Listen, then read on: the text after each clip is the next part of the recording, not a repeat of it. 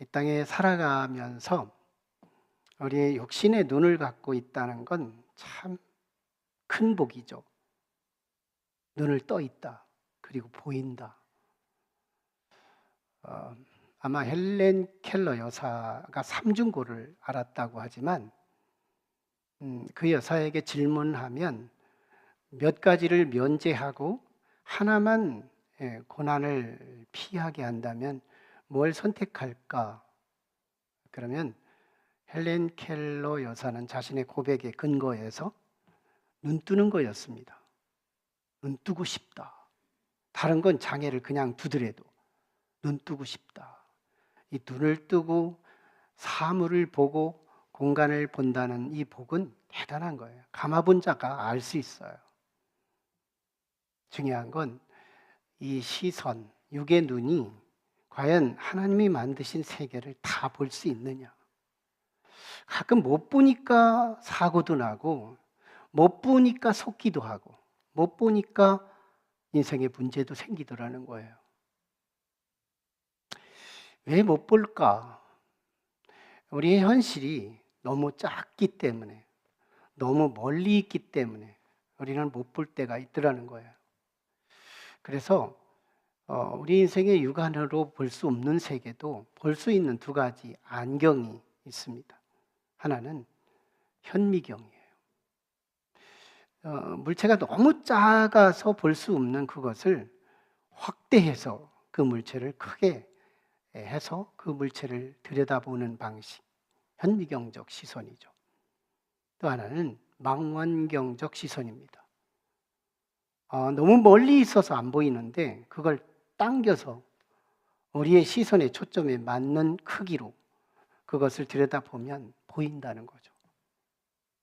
그래서 참 지혜로운 사람들은 언제나 이 두 가지 시선의 검증 과정을 거칩니다. 본능적으로. 현미경적인 시선 그리고 망원경적 시선 이 두 가지로 검증해서 보면 많은 부분에 속거나 실수하는 일이 줄어든다는 거죠. 일례로 우리가 이단에 빠지면 이단들의 특징이 뭐냐면 그들이 가르치는 교리 자체가 인간 이성화 작업을 마무리한 교리들입니다. 대단한 기라성 같은 박사들이 돈을 받고 사주받아서 종교화하고 교리화해서 가르치기 때문에 학생들일수록 그들이 포섭이 되고 박사님들일수록 그 교리에 넘어가기가 쉽습니다. 왜 그러냐면 그 이성을 충족시키기 때문이에요. 아기가 딱딱 맞아요. 얼마나 참 시원할까요? 근데 정통 그냥 일반적인 이 교회는 질문은 혼자 늘 생기는데 누가 시원하게 해주는 느낌표를 제공해주는 사람이 없어요. 그럴 것이요. 진짜는 설명의 이유를 필요성을 느끼지 않습니다. 가짜는요. 설명의 필요성을 늘 갖고 있어요. 진짜는 설명해 줄 이유가 없어요. 왜? 그 자체가 진짜니까요. 신천지라는 이단에 가면요. 일반 집에서 먼저 접촉합니다. 우리 교회 성도 일부도 어느 한 집에서 담임 목사 몰래 성경 공부하는 걸 압니다. 내가 침묵하고 있고 누군지는 모르지만 알고 있어요. 스스로 자유회개에 나왔으면 좋겠어요. 이단의 캐릭터가 뭐냐면 객관적인 교회의 공간에서 성경 공부를 하지 않고 어느 한 개인 집에서 어느 한 상가에서 성경 공부를 한다는 겁니다. 거기서 은혜 많이 받을 거죠. 이성화 작업을 한 것이니까. 성경 공부를 하면 시원함이 있어요. 지적 시원함. 그러나 보십시오. 예를 들어서 딱딱 맞는 아기 그 모든 것이 망원경 시선을 가지고 한번 들여다보십시오. 이단입니다. 그가 우리의 이성은 충족시키는 현미경적 시선은 우리에게 충족을 시켰다 하더라도 그 모든 은혜 받은 당신의 그 모든 정보가 어디로 갈까요? 교주에게로 갑니다. 큰 그림. 교주에게로 간다. 그럼 뭐 할 거예요? 그 교주가 하나님이에요? 그 교주가 예수님이에요? 그 교주가 성령이에요? 그걸 은혜 받고 있는 거예요. 우리는 현미경과 망원경 두 시선을 가지고 보면 여기에는 맞지만 여기에 안 맞는 거, 이때 우리는 속지 않을 수 있는 지혜가 생기는 거예요. 스데반 집사가 순교당했습니다. 이걸 현미경적 시선을 가지고 스데반을 조명하면 예수 믿고 망한 자예요. 뭐야? 예수님 때문에 순교했는데 이렇게 단명하고 이렇게 죽고 손해볼 수 있어? 아니에요. 망원경으로 다시 보자는 거예요. 망원경으로 오늘 스데반의 순교사를 다시 조명하면 엄청난 복의 결과를 볼 수 있다는 거예요. 지난 시간에 스데반이요, 재판을 받고 자기 변호의 시간을 복음 증거하는 것으로 대체합니다. 복음을 증거 다 끝냈는데 회중들이 성 밖으로 끌어내고 거기서 돌을 던져서 최초 기독교 역사의 최초 인물로 순교자가 됩니다. 사도들도 감당하지 못한 순교를 평신도 집사가, 인류 교회 최초로 순교자가 나왔다는 얘기예요.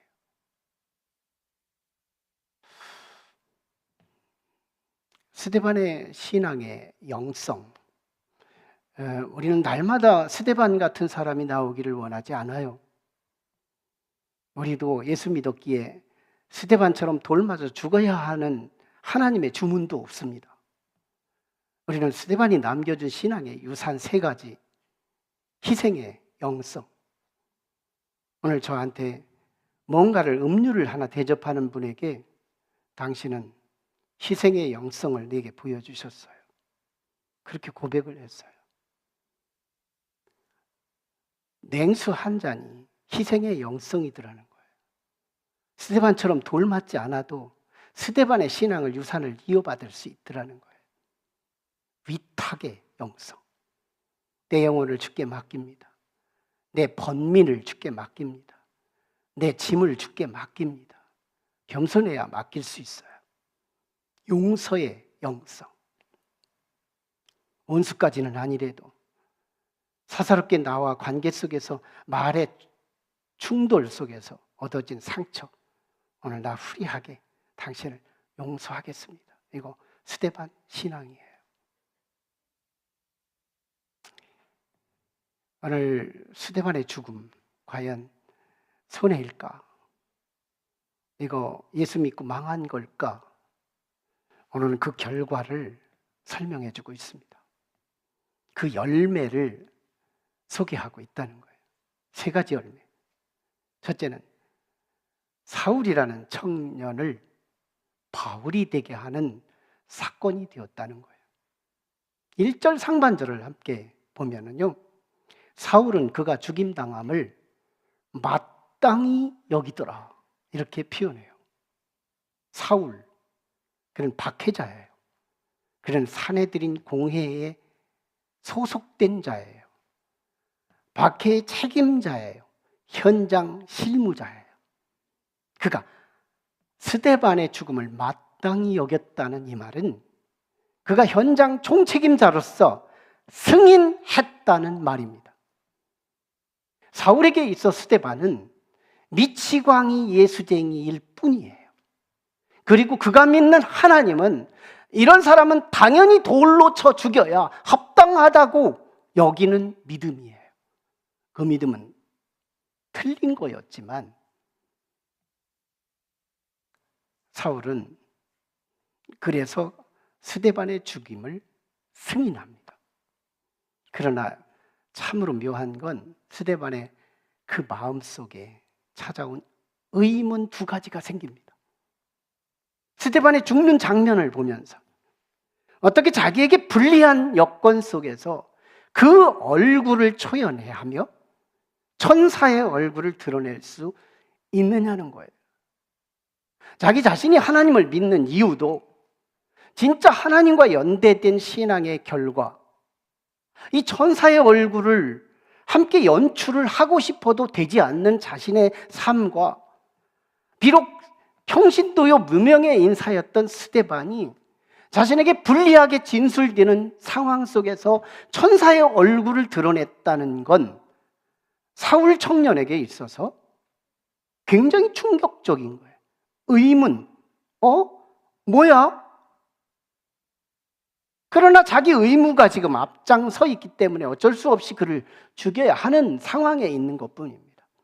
두 번째 의문이 있는데, 어떻게 자기를 향하여 돌을 던져 죽이는 자를 향하여 불의하게 용서할 수 있느냐는 거예요. 그냥 죽어도 될 텐데 뭐 용서까지 하느냐는 거예요.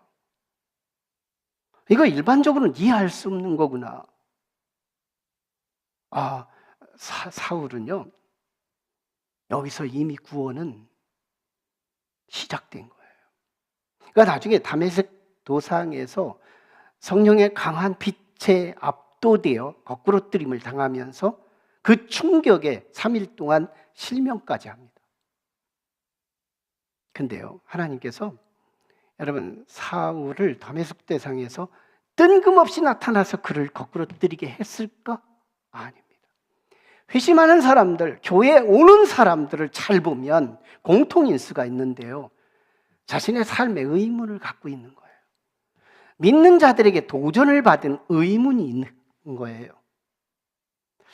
믿는 사람들을 보면 뭔가 달라, 이런 의문. 그리고 나도 저렇게 좀 살았으면 좋겠다. 그러나 딱히 오늘 갈 수는 없는 상황. 이게 믿지 않는 자들의 내면 속사정이에요. 그런데 어느 날 그가 가슴이 흔들려요. 내가 바르게 살아가고 있다고 생각이 되는데 내 삶에 자신감이 없어요. 그런데 누군가가 그때 나하고 한번 교회 좀 갑시다, 자기 간증까지 더해주면서 그때요, 그들이 교회를 나와서 어느 한때 은혜를 하나님이 정한 시간에 강하게 압도되면서 그가 성도가 되더라는 거예요. 스데반의 순교는요, 사울이 바울 되기에 준비 단계가 있는 거예요. 마음이 흔들려요. 내가 믿는 하나님이 이게 바른 신앙이 아니라는 것이 벌써 흔들흔들거리고 있어요. 그리고 나도 저런 신앙, 저런 초월적 신앙을 사모하기에 이르게 됩니다. 그때 하나님이 급습하신다. 뜬금없는 날 주님이 우리에게 나타나셔서 우리를 압도하고 구원하는 게 아니고 이미 구원은 시작되고 있었어요. 이걸 선제적 은총의 반응이라고도 할 수 있습니다. 이때요, 이 사울 하나가 스데반 하나의 영적 열매입니다. 하나 죽고 하나 남은 거예요. 하나가 열매를 맺은 거예요. 뭐야, 1대1이야? 큰 열매 같지 않지만 이 사울이 바울이 된 이후에 그가 하나님에 대한 깨달음 속에서 얻어지는 지혜와 성경 말씀을 읽어가면서 그 지혜의 원리들을 파악하면서 신약 성경의 3분의 2 가까이 바울이 쓴 책이 됩니다. 그리고 오고 오는 1세기부터 교회사의 역사 속에 지금까지 앞으로도 이 바울이 쓴 바울 서신의 영향을 입게 되더라는 거예요. 그뿐일까요?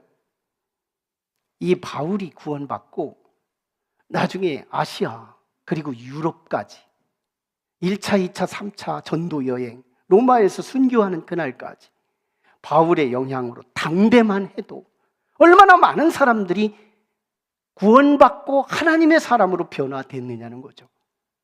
그러고 보면 스데반 한 사람의 열매는 전 지구적이에요. 그럼 뭐야? 자기는 죽고 말았는데 보십시오. 스데반은 장차 그리스도가 왕 하실 때 그는 왕 노릇을 할 거예요. 스데반이 순교를 당할 때 주님은 응원하셨어요. 길이 앉아서 볼 수 없다, 좌시할 수 없다. 주님이 편을 들어주시고 그가 왕 노릇할 수 있다면 자기 자신에게 3분 동안 순교당하는 그 고통, 그거 참고 이긴 다음에 자기는 왕 노릇하는 영원한 실세. 그리고 지구촌은 그로 인하여 다 예수 믿어 복받는 분위기. 한 사람의 희생이 이런 증폭된 복을 남겼다는 거예요. 여러분, 스데반의 죽음이 두 번째 남긴 열매가 있습니다. 예루살렘 교회 성도들이 흩어졌다는 겁니다. 이게 1절 하반절이에요. 말씀을 보면 그날 예루살렘에 있는 교회에 큰 박해가 있어 사도위에는 다 유다와 사마리아 모든 땅으로 흩어지니라. 흩어졌다는 거예요. 이스라엘은요, 그늘이 있었어요. 우리 민족이 분단의 아픔이 있습니다. 민족의 분단. 세계 유일하게 남은 이 민족의 분단. 이게 하나님의 때에 이루실 거지만요, 이스라엘도 예루살렘 중심의 사회, 선민이라고 하지만 역사적인 아픔을 갖고 있어요.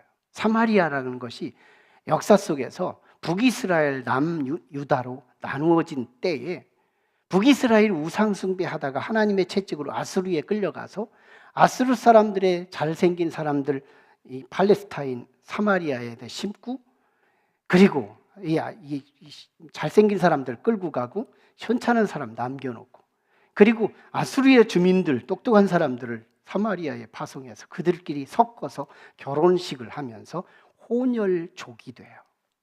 그 이후에 유대인들은 사마리아 사람들 하면 개 신분보다 아랫단계로 취급해요. 개보다 못한 족속. 본의 아니게 그런 엄청난 아픔이 있습니다. 그리고 유대 땅, 변두리, 이스라엘의 유대 땅, 그들은 참 복받지 못한 사람들. 이게 유대인 사회의 정통 유대인들에게 가진 상처의 가슴이었어요. 그들은 그 땅으로 가지도 않아요.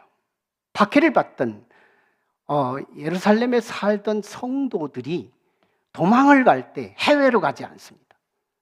변방 땅, 유대 땅으로. 정통 유대인들이 살지 않고 거처도 가지 않고 그들을 만나지 않고 싶어하는 사마리아 땅, 가장 안전한 지대로 피신합니다. 그도 그럴 것이죠. 거기에 갔는데요, 그들은 역시 정체성은 언제나 주도적이고 그의 삶의 영속적인 습관을 보여주는데요, 거기 가서도 할 짓을 합니다. 그들은 거처가 없어요. 일용할 양식도 없어요. 소풍 간 게 아니고 여행 간 것이 아니라 도망간 것이고 피난 간 것이었기 때문에 그들은 복지가 필요해요. 그러나 그들은 그것 때문에 원망하지 않습니다. 그들은 그것 때문에 불평하지도 않습니다. 그에게는 전할 메시지가 있었고, 그에게는 부를 찬송이 있었고, 그에게는 전할 예수가 있었고, 그들은 들을 수 있는 깃발이 있었다는 거예요. 그들은 그것이 가장 자랑스러웠어요. 그들은 오히려 다른 거처가 있는 사마리아 사람들에게 아쉬운 소리를 해야 함에도 불구하고 그들은 당당하게 자기가 가지고 있는 복음을 전하게 됩니다. 그러므로 사마리아는요, 유대 땅은요, 이스라엘의 상처가 치유되는 통으로 하나님의 백성 신국이 됩니다. 통으로. 스데반 하나를 잃고 이 통으로 이스라엘이 그늘진 것이 치유되면서 하나님께서 온전히 민족을 치유하는 사건으로 일어나더라는 거예요. 이 역전. 대단하죠? 우리 민족도요, 왜 해방시켰으면 그만이지, 왜 6.25 동란을 일으킬까요? 하나님의 섭리를 한번 묵상해 보면 전율스러워요. 그때 이북 평양부터 신앙의 아주 순교자적 신앙이 평양에 가득했거든요. 그들이 이남으로 흩어집니다. 그들이 와서 피난민으로 와가지고 거처도 없죠. 남의 집 추마 밑에서 그들은 기도하기 시작하는 거예요. 그러다가 다시 올라가기도 하고, 그러면서 이 민족이 흩어지는 역사지만 그 믿음이 배달되어서 이남이 복을 받게 됐다는 영적 해석입니다. 가능하지 않겠습니까? 60년대, 50년대 말 보릿고개가 힘들어서요. 지금도 미국에 가는 한국인들이 많지만 그때는 참으로 많았답니다. 이런 속담이 있어요. 중국 사람이 흩어지면 식당을 만들고, 일본 사람이 흩어지면 회사를 세우고, 한국 사람이 흩어지면 교회를 짓는다. 우리 한국 사람이 미국에 가서 많은 교회를 세웠다는 거예요. 오늘의 미국이 자성했다고도 볼 수 있고 청교도들의 신앙으로도 볼 수도 있지만, 한국 사람이 가서 거기서 기도하고 교회를 세운 역사적인 한 점도 간과할 수 없다는 거예요. 순교 한 사람의 죽음이, 그 이펙트가 엄청난 파급을 이루더라는 거예요. 스데반의 죽음의 세 번째 열매가 있습니다. 그건 사마리아 성에 큰 기쁨으로 결론이 됐다는 거예요. 역전이에요. 우리는 이 말씀을 보면, 2절에 보면 경건한 사람들이 스데반을 장사하고 위하여 크게 울더라. 두 가지 역전을 보는데요, 가장 작은 역전을 봅니다. 스데반이 죽고요, 사도들은 예루살렘에 남았지만 평신도들은 거의 다 갔다고 표현해요. 그 뭐야? 의인 하나 죽고 나는 너무 외롭게 나 혼자만 남았을까? 스데반의 순교의 현장에 그래도 스데반을 위해 슬퍼할 줄 알고 스데반을 장사해 줄 사람이 있더라는 거예요. 이 반전, 너무 작아서 반전이라고 말하기도 그렇지만 그래도 내 편은 있더라. 외롭다고 생각하시는지요? 나만 당하는 경제적인 문제, 나만 당하는 외로움의 문제 있다고 생각하시나요? 내가 고난이 너무 커서 내 이웃이 나를 위해 중보하고 나를 사랑해 줄 내 이웃은 내 주변에 얼마든지 있다는 사실을 우리는 발견했으면 좋겠어요. 두 번째입니다. 진짜 역전. 사마리아 성의 기쁨이 큰 기쁨으로 바뀝니다. 이 사마리아 성의 큰 기쁨, 7절, 8절 우리 함께 같이 읽어볼까요? 시작. 많은 사람에게 붙었던 더러운 귀신들이 크게 소리를 지르며 나가고, 또 많은 중풍병자와 못 걷는 사람이 나으니 그 성에 큰 기쁨이 있더라. 제대로 된 강연을 들으면 감동이 일어나요. 그러나 제대로 된 복음을 들으면 무슨 일이 일어날까요? 귀신이 떠납니다. 저는 귀신론자가 아니어서 자주 귀신 얘기를 하지 않으니까 오늘 귀신 얘기를 하는 걸 용납하고 들었으면 좋겠어요. 귀신은요, 원래 하나님이 창조하실 때 천사로 창조합니다. 근데 그에겐 너무 탁월한 은사가 있고 재능이 있어서 스스로 하나님 노릇을 하고 싶어요. 교만해집니다. 그 결과 하늘에서 추방되어요. 그래서 땅으로 옵니다. 땅에서 뭘까요? 하나님의 나라에 일하는 걸 방해하고 싶어 하는 거예요. 그걸 가지고 마귀라고도 하고 사탄이라고도 하고 귀신이라고도 하는데, 이게 육신의 눈으로는 보이지 않아요. 성령의 현미경 눈이나 성령의 망원경의 눈을 통해서만 볼 수 있는 이거여서 이 귀신이 혼자 단독으로 일을 하지 못합니다. 영적 존재의 특징이 그래요. 우리의 몸 안에 내게 유익한 세균이 있고 내게 무익한 세균이 있듯이 영도 두 영이 있는데, 하나님의 영, 창조의 영, 생명의 영이 있지만 우리를 파괴하는 악한 사단의 영이 있다는 사실을 인정해야 한다는 거예요. 그때 우리는 본질적으로 믿지 않는 사람들에게 찾아오는 그 영혼의 병듦, 이게 불신의 영입니다. 이 귀신이 사람의 속에 들어가서 믿지 못하도록 나의 유익, 당장 앞에 있는 유익을 근거로 해서 믿지 못하도록 우리를 부추긴다는 거예요. 그래서 저들이 안 믿는 게 아니고 그 속에 있는 귀신의 꼬드김을 통해서 그는 믿지 않고 있다는 거예요. 그리고 마음이 우울해집니다. 소유는 많아지는데, 부동산은 늘어나는데, 그런데 왜 내 마음은 왜 불안할까요? 내가 하는 게 아니고 내 속에서 역사하는 귀신들이 하더라는 거예요. 저 귀신론자가 아니니까 오늘만 할 테니까 들어주십시오. 그 귀신들이요, 내 속에 내 언어를 주도합니다. 내 질르라고, 17 더하기 1 하라고 막 용기를 줍니다. 부추깁니다. 그래야 다음번에 네가 피해를 당하지 않는다고, 경고를 해야 한다고. 그래서 그들은 막 욕하면서 삽니다. 그래서 때로는 도둑질도 합니다.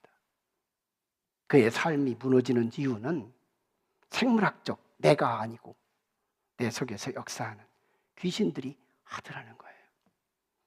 중요한 건 성도들에게도 귀신들이 가끔씩 역사하더라는 거예요. 성도가 교회에 딱 들어올 때 마귀들, 귀신들은요, 교회를 본질적으로 싫어요. 여기는 핏값으로 사신 교회이기 때문에, 그들은 영적인 존재이기 때문에 이 교회가 어딘지를 압니다. 그래서 교회 안에 딱 들어올 때 귀신 몇 마리는 교회 밖에 떨어져 나갑니다. 그래서 교회에 와서 안턴 기도를 시작할 때 마음가짐이 달라져요. 오늘 은혜 좀 받아봐야지. 그러면서 이 마음이 치유되니까 얼굴이 밝아지는 거예요. 언어도 달라집니다. 집에서는 설거지를 안턴 사람이 교회에 와서는 설거지를 열심히 합니다. 교회에서는 천사의 얼굴을 드러내고 집에서는 마귀의 모습을 드러내요. 그래서 온갖 여성 성도들이, 남성 성도들이 교회에서처럼 집에서도 하기를 원합니다. 얼마나 상처를 받고 있는지 몰라요. 온갖 남성 성도들이 교회에서 하는 아내처럼 집에서도 그런 아내가 되기를 사모합니다. 왜냐하면요, 교회에서 나갈 때쯤 되면 마귀가, 귀신이 귀신처럼 알아봅니다.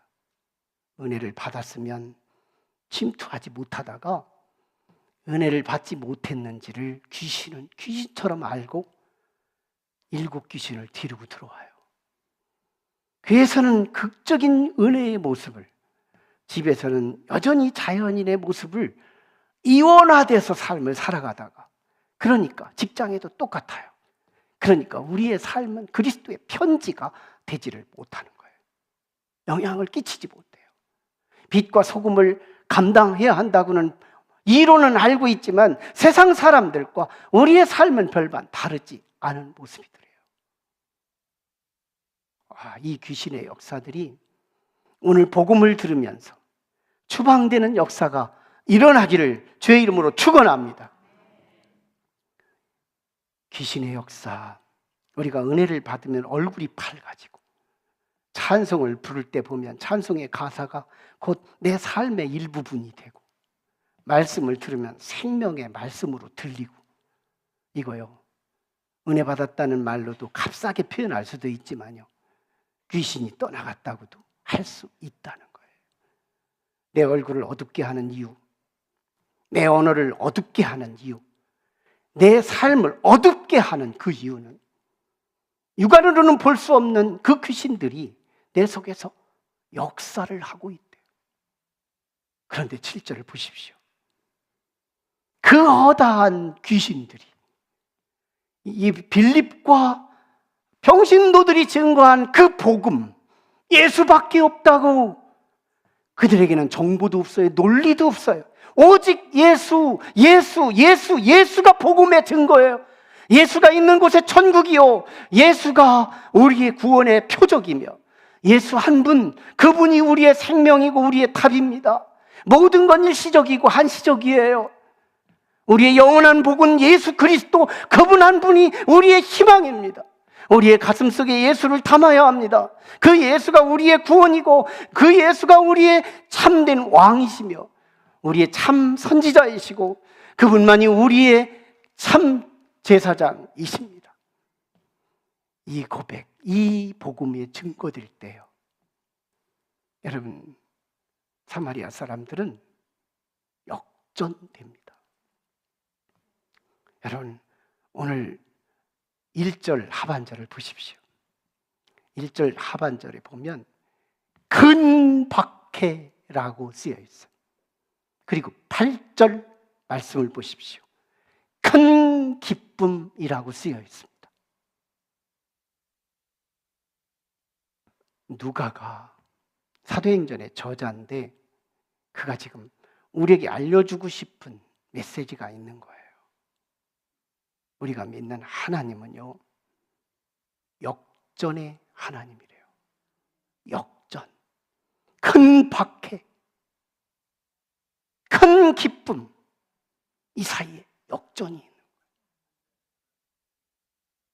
아담이 선악과를 따먹고 에덴 동산을 잃어버렸어요. 그러나 하나님께서 그에게 에덴 동산에서 추방될 때 입혀준 옷이 있는데 그게 가죽옷이라고 말합니다. 가죽은 짐승이 죽어야만 나올 수 있는 유일한 소재예요. 누가 죽었을까요? 양이 누굴까요? 예수 그리스도. 다시 말하면 인류의 시조 아담은 자신의 죄 때문에 에덴 동산을 잃어버렸지만 그는 예수를 얻은 자가 된 거예요. 예수를 얻었다. 이건 뭐예요? 영원한 천국을 획득한 자가 된 거예요. 역전입니다. 성경은 역전의 이야기로 충만해요. 이삭의 역전, 야곱의 역전, 요셉의 역전, 모세의 역전, 여호수아의 역전, 다윗의 역전, 사도들의 역전, 다니엘의 역전, 사드락 메삭 아벳느고의 역전, 사도들의 역전, 예수 그리스도의 십자가 부활의 역전. 하나님께 붙들리는 게 중요하대요. 누가 붙들릴까요? 오늘도 돌 맞아 죽는 자가 아니래요. 오늘도 그냥 우리는 손해보면서 여전히 물리적으로 어려움을 당하는 게 아니래요. 작은 냉수 한 잔이라도 이웃을 섬기는 희생의 영성. 주님이 하신다면 내 몸이라도 내 영이라도 위탁하는 겸손한 위탁의 영성, 맡길 줄 아는 영성, 사소한 거, 말 충돌과 감정의 상함, 그 사람을 내가 용서할 수 있다면 용서의 영성, 하나님은 그를 붙들고 오늘 또 역전하실 것입니다. 역전해요. 오늘 이 말씀은 역사적인 기념비가 됐으면 좋겠어요. 하나님께 붙들리십시오. 아무것도 아니에요. 순교 거기까지 안 가도 돼요. 희생, 정신을 가지면 됩니다. 위탁, 맡기면 됩니다. 주권신앙이 그거거든요. 작은 용서, 원수까지 안 용서해도 돼요. 주께서 나를 붙잡으실 거예요. 그리고 스데반을 역전케 하신 그 주님이 오늘 저와 여러분을 다시 반드시 역전하게 하실 것입니다. 기도하시죠. 우리가 기도하실 때